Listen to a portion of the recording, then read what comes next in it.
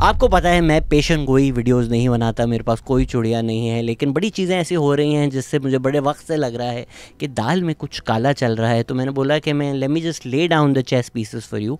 आगे आप लोग खुद फैसला कर लें कि हो क्या रहा है। पाकिस्तान में हुकूमतें बदलती हैं तो नेशनल से ज़्यादा इंटरनेशनल हवाएं जो हैं वो साजगार होना ज़रूरी है। तो अगर इंटरनेशनल रिलेशन देखें तो पाकिस्तान की अमेरिका से इतनी दोस्ती हो चुकी है कि अब तो ऐसा लग रहा है कि ट्रंप साहब ने इंडिया को भी साइडलाइन कर दिया है टू फेवर पाकिस्तान। फिर जो दूसरे माई बाप हैं पाकिस्तान के, Saudi Arabia, historic mutual defence pact हमारा साइन हो चुका है। And if anybody is trying to underplay what has happened, they are lying to you. This is humongous, this is very big. मतलब this is probably Pakistan biggest foreign relation win in a long long while. Pakistan के 70-80% sensible लोग फौरन इत्तेफाक करते हैं कि हमने बज़ाहिर ये एक बड़ी अचीवमेंट करके अपने आप को खामखा एक मुश्किल में फंसा लिया। मतलब अमेरिका जैसे मुल्क ऐसे एग्रीमेंट साइन करते हैं नेटो टाइप के, हम जैसा छोटा मोटा मुल्क नहीं करता, लेकिन हमने कर लिया है। अब यहाँ पर एक डिबेट है, you never see the actual document, कि भाई न्यूक्लियर जो है is that on the table और नॉट। ख्वाजा आसिफ की पहली स्टेटमेंट आई कि हाँ न्यूक्लियर है, फिर उन्होंने वो रिट्रैक्ट कर लिया। मुझे लगता है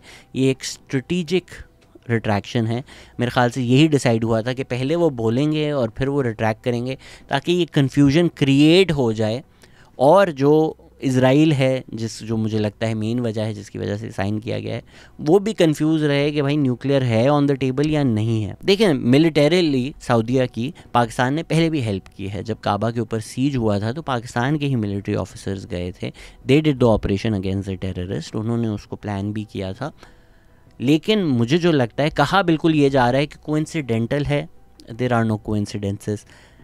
अभी जो कतर पे इज़राइल ने बॉम्ब किया है, I think that's a clear signal to the Arab world कि आप जितने बड़े आए हों, कतर ने तो यूएस बेस खोल दिया था। If Israel wants to bomb you, America will back Israel. आप जितने आए हों, जितना इक्विपमेंट ख़रीदें, तो Arab world is realising we can't keep all our eggs in the US basket. Egypt ने ये भी सजेस्ट किया था कि हमें एक Arab Middle East type NATO बनाने की ज़रूरत है। सऊदी ने पाकिस्तान के साथ ये म्यूचुअल डिफेंस पैक्ट किया है। पाकिस्तान ने जो इंडिया के अगेंस्ट रिसेंटली किया था, उसके बाद पाकिस्तान ने न्यूक्लियर के अलावा अपनी कन्वेंशनल कैपेबिलिटीज़ भी दुनिया को दिखा दी हैं। I am pretty sure Saudi is interested in the nuclear deterrence, because Israel के पास तो सैमसन ऑप्शन है, Saudi sort of needs a Samson option of its own. अगर हम तारीख भी देखें तो इज़राइल ने इराक और ईरान की न्यूक्लियर फैसिलिटीज़ बॉम्ब की हैं, पाकिस्तान की नहीं की। कहूटा पे प्लान भी बन रहा था, स्ट्रैटेजी भी बन रही थी, इंडिया से डिस्कशन भी चल रहा था, बट नोबडी वाज श्योर कि पाकिस्तान कितना आगे निकल चुका है और ये रोग स्टेट ही उठा के न्यूक्लियर बॉम्ब मार ही ना दें। तो कहूटा वाज नॉट बॉम्ब्ड। तो जी सऊदी ने, एंड आई नो कुछ लोग बोलेंगे भाई सऊदी का बड़ा शरीफों के साथ पुराना रिश्ता है, इतना बड़ा रिश्ता नहीं है कि वो म्यूचुअल डिफेंस पैक्ट जो है उसको जेपरडाइज़ करें। तीसरा चाइना है, China is happy with you. अभी जो पाकिस्तान इंडिया की जंग हुई है उसमें पाक चीन दोस्ती जो है वो और ज़्यादा आयरन क्लैड हो गई है। तो तीन मुल्क जिनका असर व रसूख सबसे ज़्यादा है पाकिस्तान में, इस वक्त पाकिस्तान तीनों की गुडेस्ट तरीन बुक्स में है। And all three countries know who is in charge. Trump doesn't even pretend. उन्होंने डायरेक्टली जनरल आसिम मुनीर से मीटिंग की। तो ये डेमोक्रेसी और ह्यूमन राइट्स, ये ना चाइना के लिए मसला है, ये ना सऊदी के लिए मसला है, ये ना ट्रम्प के लिए मसला है। खुदा न खास्ता कुछ होता है, हो सकता है तीनों मुल्क में से कोई स्टेटमेंट भी आ जाए, पर क्या वो इंटरवीन करेंगे या क्या वो रोड़े डालेंगे? Absolutely not. तो इस वक्त जुडिशरी, मीडिया, गवर्नमेंट, हर चीज़, पार्लियामेंट, हर चीज़ मिलिट्री के अंडर कंट्रोल है। जो एक थॉर्न इन देयर साइड है वो है जो अडियाला में बैठा हुआ है। बड़े टाइम से डिस्कशन चल रहे हैं कि भाई डील हो रही है, नहीं हो रही है। Even if a deal was on the table, आपके कॉन्फिडेंस बिल्डिंग मेजर्स किए जा रहे थे। 9th में केसेस में इमरान खान को बेल हो रही थी। बड़े टाइम से इमरान खान ने जनरल आसिम मुनीर का नाम नहीं लिया था। लेकिन अगर इमरान खान के आप रीसेंट ट्वीट्स देखें तो वो थोड़े स्कॉच्ड अर्थ हैं। जी बिल्कुल, अगर तो आपने गवर्नमेंट गिरानी हो या अगर तो आपने डील करनी हो तो आप दिखाते ऐसे हो कि हाँ हम लोग लड़ रहे हैं, बहुत इंटेंस फाइट हो रही है, बट पीछे पीछे डील हो रही होती है। But I do think the extent to which Imran Khan has gone in his tweets, ये फ्रेंडली फायर से तो बहुत ज़्यादा है। एक, उन्होंने पहले बोला कि फ़ॉरेन एंटी तालिबान लॉबी का हिस्सा है हमारी इस्टेब्लिशमेंट। अब ये बहुत बड़ा एक एक्यूजेशन है। एक तो इमरान खान एंटी तालिबान लॉबी क्या होता है मेरे दोस्त? मतलब टीटीपी से तो हमने लड़ना है ना, मतलब प्रो तालिबान बन जाए हम लोग। दूसरा जो वो इससे भी आगे चले गए मेरे ख्याल से, which goes even beyond general Asim Munir, I think nobody in the establishment और nobody in the arm forces will take it lightly. वो पीटीआई सपोर्टर्स को बेचने के लिए ठीक है। उन्होंने बोला जिस तरह 9 मई का ऑपरेशन था, उस तरह जो हमारे फ़ौजी जवान मरे हैं, 15 जो मरे थे, वो एक फॉल्स फ्लैग ऑपरेशन किया गया है to justify another military operation against the Taliban. ये फ्रेंडली फायर से ज़्यादा है। ये sort of scorched earth policy है कि भाई अगर जनरल आसिम मुनीर के ख़िलाफ़ हमें टीटीपी के साथ भी खड़ा होना हो तो हम खुलकर खड़े होंगे। तो वहाँ डील नहीं हो रही। अगर जिन लोग जो आप लोगों को ये मंजन बेच रहे हैं कि कल Imran Khan as prime minister वापस आ रहे हैं, ये नहीं हो रहा, तो फिर इस्टेब्लिशमेंट की क्या मजबूरी बन जाती है? पीपीपी और पीएमएलएन। फिर जो कनाल्स इशू था उसके ऊपर पीपीपी और इस्टेब्लिशमेंट के बीच में एक रिफ्ट बन चुका है। जो करंट हाइब्रिड सेटअप है, अगर वो आपने चलाना है तो पीएमएलएन और पीपीपी दोनों आपकी मजबूरी हैं। तो इस्टेब्लिशमेंट अगर इस वक्त पीपीपी को इस तरह साइडलाइन कर रही है कि एजाज सईद ने ये भी बोला कि प्रेसिडेंट ज़रदारी को हटाने के प्लान्स बन रहे हैं, फिर पीपीपी के ख़िलाफ़ बड़े टाइम से मैं देख रहा हूँ जो एक मीडिया कैंपेन चला दी गई है, जो इस्टेब्लिशमेंट के करीब समझे जाते हैं जर्नलिस्ट, वो बड़ा खुलकर तनकीद कर रहे हैं, नाम लेकर कर रहे हैं और हर इशू पे it's PPP front and centre. तो क्या उनको एक सिग्नल मिला है कि भाई we need to cut PPP down to size? ये जो सिचुएशन है इसको मॉनिटर करने की ज़रूरत है। ये भी बहुत इंटरेस्टिंग है कि आईएसआई फंडेड जो यूट्यूब चैनल्स हैं उन्होंने Murtaza Bhutto is a terrorist videos बनानी शुरू कर दी हैं, बेखुदी बेसबब नहीं गालिब। अब जब फ्लड्स भी आए तो उसको भी स्पिन कर दिया गया, कालाबाग डैम को ट्रेंड करवाया गया, कनाल्स इशू को रिवाइव किया गया। तो ये जो इतनी एक टारगेटेड कैंपेन हो रही है, मुझे नहीं लगता कि ये इस्टेब्लिशमेंट के बगैर हो सकती है या पीएमएलएन ये खुद कर सकती है। Knowing fully well both PMLN and establishment need PPP for the current setup to run. तो अगर वो इतना खुलकर आ रहे हैं तो do they not want the current setup to continue? मतलब पीएमएलएन का तो अब ये लेवल आ गया है कि इतना घटिया आदमी कि मैंने उसका आज तक नाम नहीं लिया, क्योंकि मुझे लगता है जो उसका नाम लेता है उसका मुँह गत्ता हो जाता है। वो इतना गलीज़ तरीन आदमी है, शायद पाकिस्तानी टेलीविज़न की तारीख़ में इससे गलीज़ आदमी नहीं आया, रज़ी दादा। पीएमएलएन खुलकर उसके सपोर्ट में आ गई। एक आदमी जिसने सिंधियों को गंदी नस्ल बोला, मतलब ये दिस गोज़ बियॉन्ड पीपीपी, आपने पूरे के पूरे सिंध को गाली दी है, उसको rightfully for facing the consequences of his actions. दुनिया भर में यही होता है कि आप अगर एक एम्प्लॉयमेंट में हैं कहीं और आप कुछ ऐसे लफ्ज़ इस्तेमाल करते हैं जो आपके एम्प्लॉयमेंट कॉन्ट्रैक्ट के ख़िलाफ़ है या वो जनरली रेसिस्ट हैं, आपका एम्प्लॉयर आपको बोलता है thank you so much, breach of contract, good bye. यही हुआ, स्टैंडर्ड्स एंड प्रोसीजर्स हैं। बट उसको इस तरह से पेंट करके एक पूरी कैंपेन चलाई गई कि भाई ये पंजाब के ख़िलाफ़ वार है। जिस तरह रज़ी दादा जो है ना वो राय मत खरल हो, को पंजाब का हीरो भगत सिंह हो, वो मतलब ये लेवल आ गया। और PMLN as the ruling party, मैं इसीलिए इस घटिया शख्स का आज नाम ले रहा हूँ कि पीएमएलएन ने उसकी तस्वीर लगा के उसके सपोर्ट में आ गए और पूरी की पूरी सोशल मीडिया कैंपेन क्या चल रही है, ये पंजाबियों के ख़िलाफ़ वार है। तो आपने एक पंजाबी कार्ड खेलकर, एक लसानियत का रूप देकर, एथनिक पॉलिटिक्स करके over an issue where a man was rightfully removed for his racist remarks, आप पंजाबी सेंटिमेंट स्टोक कर रहे हैं to get people to come out in favour of him. आपने उसको एक एथनिक रंग दे दिया। मुझे नहीं लगता पीएमएलएन के लिए ये लिटरली, क्या ही बोलूँ मैं, जो रोड पे चलने वाले कीड़े होते हैं, इतना इम्पॉर्टेंट है कि वो अपनी गवर्नमेंट, अपने एलाय सब जेपर्डाइज करेंगे। तो फिर सवाल बनता है कि पीएमएलएन क्यों ये कर रही है। एक वजह ये हो सकती है कि उनको नज़र आ रहा है कि पंजाब में हमारा ड्विंडलिंग सपोर्ट है, इतने सालों बाद भी पीटीआई की पॉपुलैरिटी कम नहीं हो रही, तो हमारे पास सिर्फ पंजाबी नेशनलिज्म, पंजाबी कार्ड हमारे पास बचा ही ये है कि हमारे थोड़े बहुत वोट वापस आ जाए।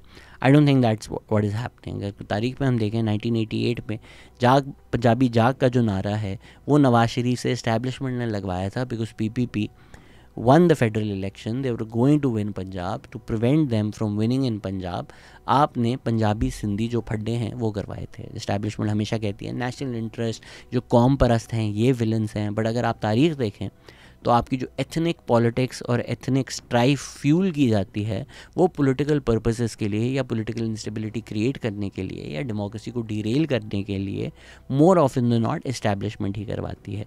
तो फिर यहाँ पर भी ये सवाल आता है कि क्या पीएमएलएन को ये कहा गया है कि आप पंजाबी सिंधी इशू बनाएं? उनका तो कोई फ़ायदा नहीं, उनकी तो गवर्नमेंट डिस्टेबलाइज ही होगी। अब इकॉनमी मर मर के थोड़ी स्टेबल हुई है, things are looking good, international front पे भी एवरीथिंग इज़ लुकिंग गुड, तो गवर्नमेंट का तो फ़ायदा नहीं है टू डिस्टेबलाइज एवरीथिंग। फालतू का एक पंजाबी सिंधी मसला उठाकर आप केओस क्रिएट करें, तो फिर कौन आपको बोल रहा है ये करने का? तो भाई ये सेटअप जो है वो पीपीपी के बगैर चल नहीं सकता, और पीपीपी अगर कनाल्स इशू पर सिंधी आवाम के ख़िलाफ़ इस्टेब्लिशमेंट के साथ चली जाए तो पीपीपी का सिंध में वजूद ख़त्म हो जाएगा, तो पीपीपी वो भी नहीं कर सकती। तो then question becomes what do you want? If you want chaos then who benefits from chaos? Especially आप पाकिस्तान में देखेंगे कि जब थोड़ी इकॉनमी स्टेबल हो जाती है, थोड़ी इंटरनेशनल रिलेशन स्टेबल हो जाते हैं, तो फिर वो उस तरह जिस तरह किचन में कुकीज़ बन रही हों तो कुकी डो बनने से पहले ही कोई खाने आ जाता है। ये हमारी इस्टेब्लिशमेंट अक्सर पाकिस्तान में सियासत में करती है। तीसरी जो चीज़ चल रही है वो हमारे कोर्ट्स में चल रही है। ईमान और हादी के ख़िलाफ़ भी non bailable arrest warrants issue हो गए हैं। भाई किस बेसिस पर? मतलब ह्यूमन राइट्स लॉयर्स भी जो हैं वो भी अब पाकिस्तान में सेफ़ नहीं है। अब हम ह्यूमन राइट्स लॉयर्स के ह्यूमन राइट्स के लिए लड़ेंगे। सुप्रीम कोर्ट में याया अफरीदी वर्सेस मंसूर अली शाह चल ही रहा है। अब इस्लामाबाद हाई कोर्ट के 5 जजेस जो हैं वो सुप्रीम कोर्ट चले गए हैं कि इस्लामाबाद हाई कोर्ट के जो चीफ़ जस्टिस हैं सरफराज डोगर, वो एडमिनिस्ट्रेटिवली सही नहीं परफॉर्म कर रहे, वो जो डिसीजंस ले रहे हैं वो गलत हैं। असर मिनल्ला ने भी कराची बार काउंसिल में बड़ी खरी बातें की, हाइब्रिड निज़ाम बोला इसको। तो एक स्प्लिट तो हमें नज़र आ रहा है लॉयर्स में भी, बार काउंसिल्स में भी, इस्लामाबाद हाई कोर्ट में भी, सुप्रीम कोर्ट में भी। अगेन हम शायद इसमें तारीख़ इतनी रेलिवेंट नहीं है, बट लॉयर्स मूवमेंट भी जो हुई थी उसमें जनरल कियानी का सपोर्ट था for the lawyers movement against general Pervez Musharraf. यहाँ पर जो स्प्लिट है वो क्यों है, किस वजह से है, क्या चल रहा है, I am not really sure, but it is definitely something that everybody should keep an I on. मुझे नहीं लगता कि मुल्क भर की लॉयर्स मूवमेंट इससे ट्रिगर हो जाएगी, पर अब आप देखें हो क्या रहा है। आपका एक गवर्नमेंट का निज़ाम है, वहाँ पर जब फॉलिंग आउट हो रही है, सारी केओस हो रही है, तो आप एज अ आम आदमी देख रहे हो कि यार ये क्या गवर्नमेंट है, ये तो आपस में लड़ती रहती है, हमारे लिए तो कुछ करती नहीं है, तो पूरा का पूरा निज़ाम फेल हो गया है। फिर आप जुडिशरी को देखते हो, आप बोलते हो यार ये तो कोई इंसाफ नहीं देती, ये तो पूरा का पूरा निज़ाम हमारे यहाँ पर फेल हो चुका है। फिर ये जो फेलियर्स हैं ये एम्पलीफाई करके हर रात मीडिया में बताए जाते हैं, आपको बताया जाता है ये लोग कितने बुरे हैं, ये लोग कितने जल्लात हैं, आपका और खून खोलता है कि यार ये तो सारा बकवास है। फिर खुदा ना खास्ता एक कोई इंसिडेंट हो जाए या सड़कों पर केओस आ जाए, तो ये चीज़ें सब सारी मिल जाती हैं। तो फिर जब फौज आती है तो फिर आप मिठाइयाँ बांटते हैं कि यार ये जो सेटअप चल ही नहीं रहा था, ये जो गुत्थम गुत्ता हुए थे, कुत्तों की तरह आपस में लड़ रहे थे, कम से कम ये चीज़ तो ख़त्म होगी। तो केओस क्रिएट करो और उस केओस के सेवियर बनकर आ जाओ। ये पुराना कॉलोनियल ट्रोप भी है, हिंदू मुस्लिम फसादात करवाए ब्रिटिश ने, और ये एक नैरेटिव दिया कि एक हिंदू मेजॉरिटी को बचाने के लिए एज सेवियर्स हम लोग आ रहे हैं अगेंस्ट द मुस्लिम इन्वेडर्स। और अगर हम पीटीआई को भी देखें तो मुझे नहीं लगता कि वो शोर मचाएगी, वो तो इनफैक्ट प्रेफर करेगी कि डायरेक्ट मिलिट्री रूल आ जाए एज अपोज टू ये जो लोग हम पर नाफिज कर दिए हैं। क्या बोला था इमरान खान ने, इनसे तो बेहतर एटम बम गिरा दें हमारे ऊपर। तो इंटरनेशनली कोई मसला नहीं, लोकली कोई मसला नहीं, media will fall in line, judiciary will fall in line, हुकूमत के जो लोग हैं वो और आ जाएंगे अगर एक दो लोगों ने कोई शिकायत भी की। तो मेरे जैसा जो अहमक इंसान हो, जो जाहिल इंसान हो, उसको तो यही लगता है कि यार इससे बेहतर सेटअप क्या हो सकता है कि सारी गालियाँ शहबाज शरीफ को पड़ें, आपकी एक सिविलियन फेस हो, सारी पावर आपके पास हो। बट हमारी इस्टेब्लिशमेंट मेरी तरह नहीं सोचती। ऑब्वियसली उनके इन्फिनिट विजडम है, मेरे से बहुत ज़्यादा है, तो वो इस तरह सोचती हैं कि यार पूरा का पूरा पेव्ड मोटरवे भी हो ना, उस पर भी 2 कंकरियाँ पड़ी हों, तो ये क्यों पड़ी हैं, ये भी हटाओ, हर चीज़ हमारे अंडर हो। तो मुझे तो नहीं पता कि मार्शल लॉ लगने वाला है। हाँ, मैं आपको ये बता सकता हूँ कि कॉन्स्टिट्यूशनल अमेंडमेंट, एक नए कॉन्स्टिट्यूशनल अमेंडमेंट की ख़बर बड़ी गर्म है, तो वो कुछ आ सकता है। साथ साथ मैंने आपको बताया आज़ाद सैयद जो ये प्रेसिडेंट ज़रदारी को रिमूव करने की ख़बरें हैं ये भी चला रहे हैं। तो अगर ये पूरा सिनारियो देखें, मैं ये बिल्कुल पेशन गोई नहीं कर रहा कि मार्शल लॉ लगने वाला है, पर इस सब को देखकर मुझे ये तो लग रहा है कि हमारी इस्टेब्लिशमेंट कुछ चाह रही है, कुछ चेंज चाह रही है in the current regime, in the current setup. वो क्या होता है it remains to be seen. क्या एक कॉन्स्टिट्यूशनल अमेंडमेंट आएगा जिससे जो मिलिट्री का रोल है वो कॉन्स्टिट्यूशनली इंश्राइन हो जाए, सिस्टम का हिस्सा बन जाए, सेटअप का हिस्सा बन जाए, I am not sure. NFC award जो है उसको रिवाइज़ किया जा सकता है, जो ज़्यादा पैसा है वो सेंटर को दिया जा सकता है। Things like Benazir income support programme, अभी जो हाफिज़ नईम है is gone after Benazir income support programme, because again Benazir income support programme एक ऐसी चीज़ है जो कॉन्स्टिट्यूशनली प्रोटेक्टेड है। तो ये जो पैसे वाली चीज़ें हैं जिसमें फेडरेशन के पास ज़्यादा पैसा है, बिकॉज अभी वेपन्स भी और लेने हैं, बिकॉज इंडिया के साथ जंग का एक और प्रॉस्पेक्ट है, उसको चेंज करने के लिए, फाइनेंशियल रूल्स चेंज करने के लिए, गवर्नमेंट रूल चेंज करने के लिए कुछ तो होगा। क्या होगा वो अब देखते हैं।